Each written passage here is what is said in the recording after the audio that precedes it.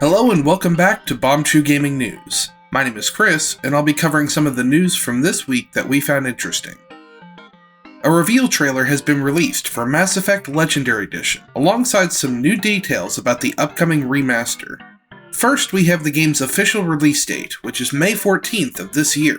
The Legendary Edition remaster will include almost every piece of DLC released for the 3 Mass Effect games, although not every DLC will make its way into the game. The Pinnacle Station DLC for Mass Effect 1 will not be included, unfortunately, as it seems the source code for this content was lost some time ago. The Pinnacle Station DLC was not included when the game was first released for PlayStation 3 because of this lost source code. The source code was thought to have been found by BioWare at one point, but the code that they found was corrupted and unusable. BioWare stated that including this DLC would involve them remaking it from the ground up, and they have instead decided to leave it out entirely. The Pinnacle Station was mostly some combat training missions, and didn't include any major story content, so remaking it isn't that much of a priority at the end of the day. Another feature that won't be included is the multiplayer from Mass Effect 3. Developer Mark Walters stated that implementing the multiplayer would have taken an immense amount of work, and that the team has instead decided to focus on improving the single-player story experience for the remaster. While the multiplayer in Mass Effect 3 was a fun mode to play from time to time, mostly due to the improved combat gameplay in that entry, it's good to see that they're focused on how best to improve the single-player experience, which is definitely the series' best and most important feature. Mass Effect 1 will be getting a number of improvements and new features, including better aim assist, weapon balance, better Mako handling, faster load times, improved AI, and XP balancing.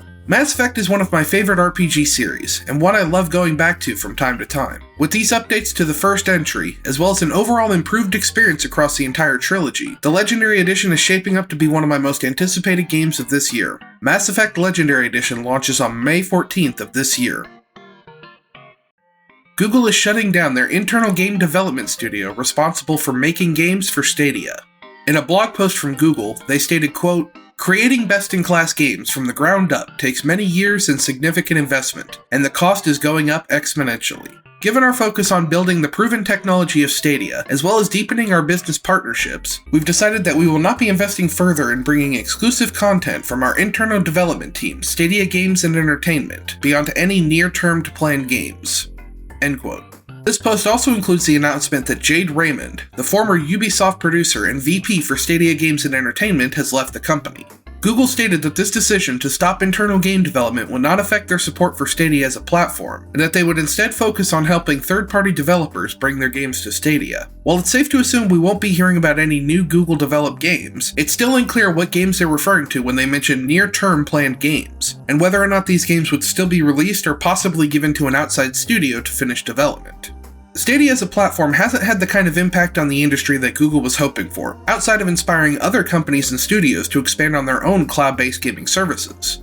This announcement also seems to confirm that Google vastly underestimated the amount of time, work, and money it takes to develop games that people are going to want to play. While I've never been the biggest fan of Stadia or cloud-based gaming in general, it's never a good thing when a game development studio is shut down, and hopefully the employees who work there are able to find other jobs, either at Google or other studios who can hopefully allow them to properly show off their talents. And those are the headlines that caught our eye for this week. Make sure you let us know your thoughts on the news in the comments below, and we'll see you again next week. A huge shout out and thank you to Michael Slater, Blake Harms, and all of our other glorious patrons over on Patreon. Your support is what makes shows like this one possible. Thanks for watching.